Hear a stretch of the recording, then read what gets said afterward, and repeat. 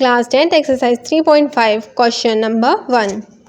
Which of the following pairs of linear equations has a unique solution, no solution or infinitely many solution? In case there is unique solution, find it by using cross multiplication method. सो इस question में हमें क्या करना है, सबसे पहले तो इन दोनों लीनियर पेयर ऑफ इक्वेशंस के ना हमें फाइंड करना है कि इनके कितने सॉल्यूशन आएंगे। इसका कोई एक सॉल्यूशन आएगा, कोई भी सॉल्यूशन नहीं आएगा, ये बहुत सारे सॉल्यूशन आएंगे। अगर यूनिक सॉल्यूशन आएंगे तो हमें इसका यूनिक सॉल्यूशन फाइंड करना है। किस मेथड से करना है? Cross multiplication method. सो हम फर्स्ट वाले पार्ट से शुरू करते हैं। सो फर्स्ट वाले पार्ट को सॉल्व करने के लिए सबसे पहले तो हमें a1/a2 का रेशियो, b1/b2 का रेशियो एंड c1/c2 का रेशियो लिखना पड़ेगा। तो लेट्स गेट स्टार्टेड। सो पहली इक्वेशन से हम a1 निकालेंगे। तो a1 क्या होता है? x का कॉफिशिएंट। a2 क्या हो जाएगा? दूसरी इक्वेशन का x का कॉफिशिएंट। तो 1/3 a1/a2 का रेशियो आ गया है। b1 हमारा हो जाएगा पहली इक्वेशन का y का कॉफिशिएंट और b2 हो जाएगा दूसरी इक्वेशन का y का कॉफिशिएंट। इन दोनों को कैंसिल आउट कर देंगे तो 1/3 आ जाएगा। अब c1 क्या हो जाएगा? हमारा -3 हो जाएगा। c1 होता क्या है? कॉन्स्टेंट टर्म होती है, ठीक है। तो -3/-2 दूसरी इक्वेशन से हमें -2 मिल गया, ठीक है। इन दोनों का माइनस कैंसिल आउट करेंगे तो आ जाएगा हमारा 3/2। अब हम क्या करेंगे, हमारे पास जो ये रेशोज़ आए इनको लिखेंगे कि कौन सा रेशो किसके इक्वल है। सो हम यहाँ लिखते हैं a1/a2 is equal to b1/b2 which is not equal to c1/c2, ठीक है। ये हमने लिख दिया। ये वाली जो कंडीशन है, इस कंडीशन के अकॉर्डिंग ये जो लीनियर पेयर ऑफ इक्वेशंस हैं इनका कोई भी सॉल्यूशन नहीं आ सकता है ना। तो हम यहाँ लिख देते हैं नो सॉल्यूशन। अब हम जब इसका नो सॉल्यूशन आ चुका है तो मतलब हमें इसको सॉल्व नहीं करना है, हम इसको यहीं छोड़ देंगे और मूव करेंगे सेकंड की तरफ। सेकंड में a1 क्या होगा हमारा? सेकंड में a1 हमारा हो जाएगा 2 हो जाएगा, ठीक है, क्योंकि वो x का कॉफिशिएंट है। और a2 क्या हो जाएगा? 3 हो जाएगा। b1 क्या हो जाएगा हमारा? y का कॉफिशिएंट, तो y का कॉफिशिएंट 1 होगा। और b2 क्या हो जाएगा? y का कॉफिशिएंट दूसरी इक्वेशन में। c1 हमारी कांस्टेंट टर्म हो जाएगी। कांस्टेंट टर्म इक्वल में तो हम उसमें माइनस लगा देंगे। जब भी कोई भी कांस्टेंट टर्म इक्वल में होती है हम उसमें माइनस का साइन बढ़ा देते हैं, ठीक है, याद रखिएगा, ठीक है। तो माइनस से माइनस कैंसिल कर दिया हमने, 5/8 आ गया। ये जो हमारे रेशियोज़ आए हम इनको लिखते कि कौन सा रेशियो किसके इक्वल है। तो a1/a2 b1/b2 के इक्वल नहीं है, ठीक है। तो हम यहाँ लिख देते हैं is not equal to b1/b2। तो ये वाला जो हमें मिला है a1/a2 is not equal to b1/b2, इसके हिसाब से जो हमारा सॉल्यूशन होगा वो क्या होगा? Unique solution. अब वो हमें क्वेश्चन में दे रखा था कि अगर किसी भी केस में यूनिक सॉल्यूशन आएगा तो हमें क्या करना है? उसे क्रॉस मल्टीप्लिकेशन मेथड से सॉल्व करना है। सो मैं आपको यहाँ पे सॉल्व करके दिखाती हूँ कि क्रॉस मल्टीप्लिकेशन मेथड होता क्या है, ठीक है। तो ये जो क्रॉस मल्टीप्लिकेशन मेथड होता है इसमें कुछ मुश्किल नहीं है, बल्कि ये भी बहुत आसान मेथड होता है, ठीक है। हम यहाँ शुरू करेंगे। क्वेश्चन सॉल्व करते करते आपको समझ भी आ जाएगा और बहुत आसान भी लगेगा आपको फिर ये। तो अब मैं यहाँ सॉल्व कर देती हूँ क्रॉस मल्टीप्लिकेशन मेथड से एंड देन आपको एक्सप्लेन करती हूँ। तो यहाँ पे मैंने लिखा है x, और ध्यान से देखिए x के अपॉन में मैंने क्या लिखा है? 1/2। 1/2 क्या था हमारा? b1/b2, ठीक है। तो यहाँ पे मैंने 1/2 लिख दिया। और जो -5/-8 क्या था? वो हमारा c1/c2 था ना, वो था, मैंने वो लिख दिया, ठीक है। ऐसे ही y के अपॉन में मैंने क्या किया? c1/c2 एक साइड लिख दिया और दूसरी साइड क्या लिखा? a1/a2, ठीक है। 1 के अपॉन में मैंने क्या लिखा है यहाँ पे? a1/a2 and b1/b2। अब क्या किया मैंने? इनका क्रॉस मल्टीप्लिकेशन कर दिया। 1 का मल्टीप्लाई -8 से कर दिया, 2 का -5 से कर दिया, ठीक है। इसी तरह -5 का 3 से कर दिया, -8 का 2 से कर दिया, 2 का 2 से कर दिया एंड 3 का 1 से कर दिया, ठीक है। अब मैं इन सबको सॉल्व करती हूँ और आपको समझाती हूँ। धीरे धीरे समझ आएगा। अभी आपको कॉम्प्लिकेटेड लग रहा होगा बट आप देखिएगा जल्दी आपको सब समझ आएगा, ठीक है। तो अब हम क्या करेंगे? जब 1 का मल्टीप्लाई -8 से करेंगे तो क्या हो जाएगा? -8 हो जाएगा। तो हम यही लिख देते हैं, ठीक है। 2 का मल्टीप्लाई -5 से करने से क्या हो जाएगा? -10 हो जाएगा। और हम -8 और -10 के बीच में माइनस साइन लगा देंगे, ठीक है, क्योंकि हमें इन दोनों को माइनस करना है आपस में। इसी तरह हम y का भी सॉल्व करेंगे तो -5 मल्टीप्लाई बाय 3 क्या हो जाएगा? -15।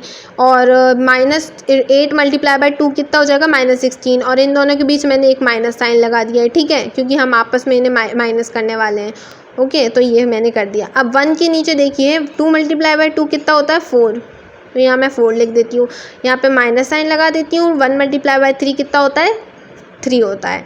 अब इनको सॉल्व करेंगे तो x के अपॉन में क्या आ जाएगा, -8 + 10 हो जाएगा, ठीक है। x के अपॉन में क्या आ जाएगा, -8 + 10। -8 + 10 को अगर हम सॉल्व करते हैं तो क्या हो जाता है, -8 + 10 हमारा, -8 + 10 हो जाता है हमारा 2।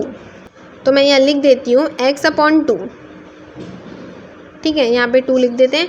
इक्वल टू में हम y के अपॉन को सॉल्व करेंगे। सबसे पहले तो इक्वल टू में y लिख देते हैं और अपॉन में क्या जाएगा हमारा, -15 + 16 कितना हो जाता है, 1 हो जाता है, ठीक है। तो अपॉन में 1 कर दिया, इक्वल टू 1/1 हो जाएगा, ठीक है, इसको सॉल्व करने पे। तो ये जो मैंने लिखा है x/2 equal to y/1 equal to 1/1, इसके अकॉर्डिंग यहाँ पे पहले हम लिखते हैं टेकिंग x/2 इक्वल टू 1/1, ठीक है। इसके अकॉर्डिंग क्या हो जाएगा, x/2 जो होगा वो 1/1 के इक्वल होगा और y/1 जो होगा वो भी 1/1 के ही इक्वल होगा, है ना। तो यहाँ पे y/1 का इक्वल में क्या लिख देंगे, 1/1, ठीक है। तो इसके हिसाब से अगर हम इसको सॉल्व करते हैं, ये दोनों इक्वेशंस को x/2 इक्वल टू 1/1 को सॉल्व करेंगे तो जो हमारी x की वैल्यू निकलेगी वो होगी 2 एंड हमारी y की वैल्यू निकलेगी वो होगी 1। तो हमने x एंड y की वैल्यू फाइंड कर ली है। किस मेथड से किया है हमने, क्रॉस मल्टीप्लिकेशन मेथड। अब हम मूव करते हैं थर्ड की तरफ। थर्ड वाला क्वेश्चन है हमारा 3x - 5y equal to 26x + -10y equal to 40। a1 हमारा दिया है 3 और अपॉन में क्या जाएगा, 6। कैंसिल आउट कर लेते हैं हम, 1/2 आगे कैंसिल आउट करने पे।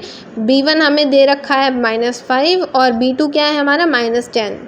y का कॉफिशिएंट है ना ये, -10। इनको कैंसिल आउट करने पे क्या आ जाएगा हमारा, 1/2 आ जाएगा। तो मैं यहाँ लिख देती हूँ 1/2। अब हमारा ये जो C1/C2 है ये क्या है, कांस्टेंट टर्म्स है और कांस्टेंट टर्म इक्वल में लिखिए तो हम इनको माइनस में लिखेंगे। सो -20/-40 इक्वल टू, इनको कैंसिल करेंगे तो 1/2 आ जाएगा, ठीक है। तो अब इसकी सिचुएशन किस तरह से बन रही है, a1/a2 is equal to b1/b2 which is also equal to C1/C2। ये सब एक दूसरे के इक्वल है। दिस मीन्स कि इसके कितने सॉल्यूशंस आएंगे, इनफाइनाइट सॉल्यूशंस आएंगे। तो हम यहाँ लिख लेते हैं इनफाइनाइटली मैनी सॉल्यूशंस, ठीक है। तो ये हमारा थर्ड पार्ट कंप्लीट हो जाता है क्योंकि इसके इनफाइनाइट सॉल्यूशन आएंगे तो हमें इसको सॉल्व भी नहीं करना है, डायरेक्टली हम फोर्थ की तरफ मूव कर सकते हैं। तो फोर्थ है x - 3y - 7 इक्वल टू 0। दूसरी इक्वेशन है 3x - 3y - 15 इक्वल टू 0।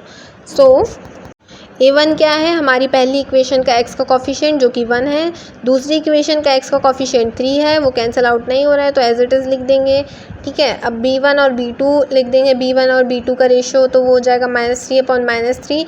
इसको कैंसिल आउट करने पे हमारा क्या आ जाएगा, 1/1, ठीक है। मैं इसको साथ में लिख देती हूँ।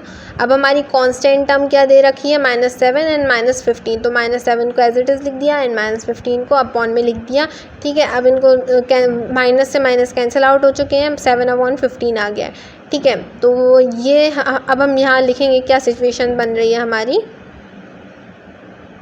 हमारी सिचुएशन कुछ इस तरह से बन रही है, a1/a2 is not equal to b1/b2, ठीक है।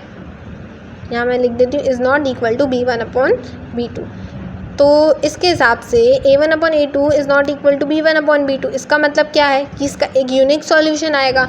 और अगर क्वेश्चन में दे रखा है कि यूनिक सॉल्यूशन आएगा तो हमें उसको फाइंड भी करना पड़ेगा, वो भी क्रॉस मल्टीप्लिकेशन मेथड से। सो मैंने यहाँ पे लिख दिया है कि हम किस तरह से सॉल्व करने वाले हैं, मैं आपको समझाती हूँ। हमने x, y एंड 1 के अपॉन में क्या लिखा है, हमने देखिए जो -3/-3 ये क्या है, b1/b2 है हमारा। ये -7/-15 क्या है हमारा, C1/C2। अब हम क्या करेंगे, इन दोनों को क्रॉस मल्टीप्लाई कर देंगे, ठीक है। तो ये हमारा एक पहला जो फ्रैक्शन है वो बन जाएगा। अब हम क्या करते हैं, देखते हैं कि जो y वाला फ्रैक्शन है, y वाले फ्रैक्शन में क्या दे रखा है, -7/-15। सो -7/-15 हमारे कांस्टेंट टर्म्स हैं, है ना। और ये जो 1/3 लिखा है, ये 1/3 क्या है हमारा, a1/a2 है ना। तो हमने इन दोनों को लिख दिया है।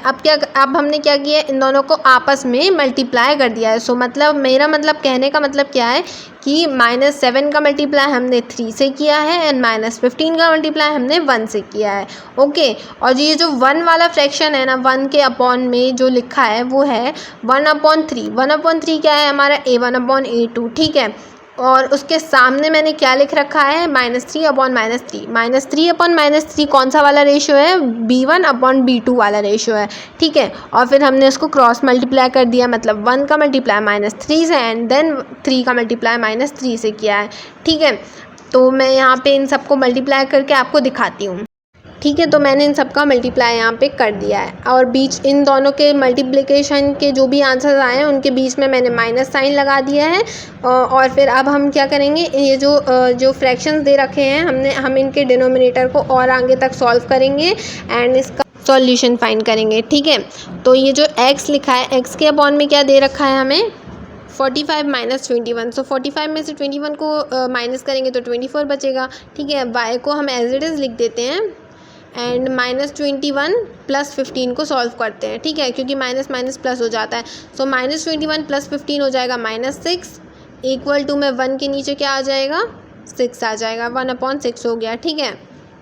अब हम क्या करते हैं, अब हम यहाँ लिखते हैं टेकिंग x/24 इक्वल टू 1/6 और यहाँ पे और लिखते हैं y/-6 इक्वल टू 1/6। हमने ये जो x वाला रेशो था एंड y वाला फ्रैक्शन था, इन दोनों को हमने किससे इक्वेट कर दिया है, जो 1/6 था ना उससे। अब हम क्या करेंगे, x एंड y की वैल्यू फाइंड कर लेंगे। तो बहुत आसान है, मैं आपको करके दिखा देती हूँ। x की वैल्यू क्या हो जाएगी, जो 24 डिनोमिनेटर में था वो न्यूमिनेटर में चला जाएगा, ठीक है। तो 24 6 से कैंसिल हो जाएगा 4 टाइम्स में, है ना।